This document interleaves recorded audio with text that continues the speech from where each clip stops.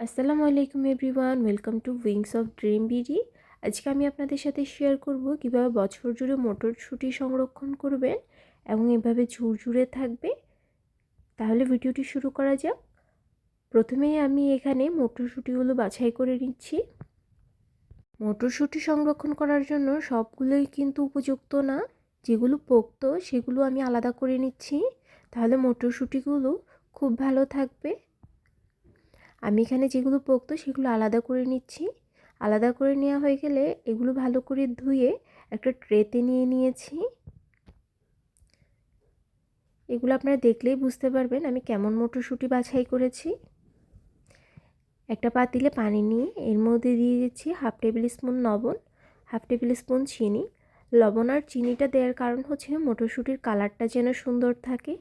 এটার একটা রাসায়নিক বিক্রিয়ার ফলে মটরশুঁটির কালারটা সবুজই থাকবে।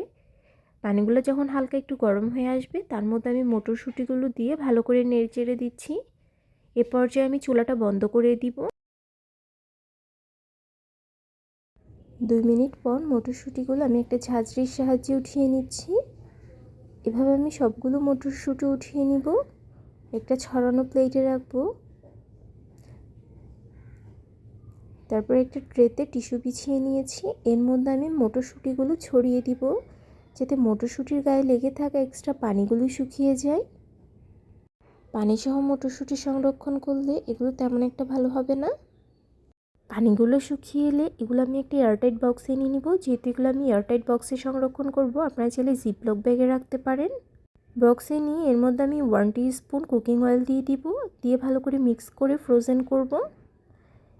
এগুলো ফ্রোজেন করার 1 সপ্তাহ পর দেখাচ্ছি এগুলো কী পরিমাণে ঝুরঝুরা হয়েছে। আমার ভিডিও ভালো লাগলে লাইক, কমেন্ট অ্যান্ড শেয়ার করে দিবেন। ইউটিউব থেকে দেখে থাকলে চ্যানেলটি অবশ্যই সাবস্ক্রাইব করে দিবেন। বাই বাই, আল্লাহ হাফেজ।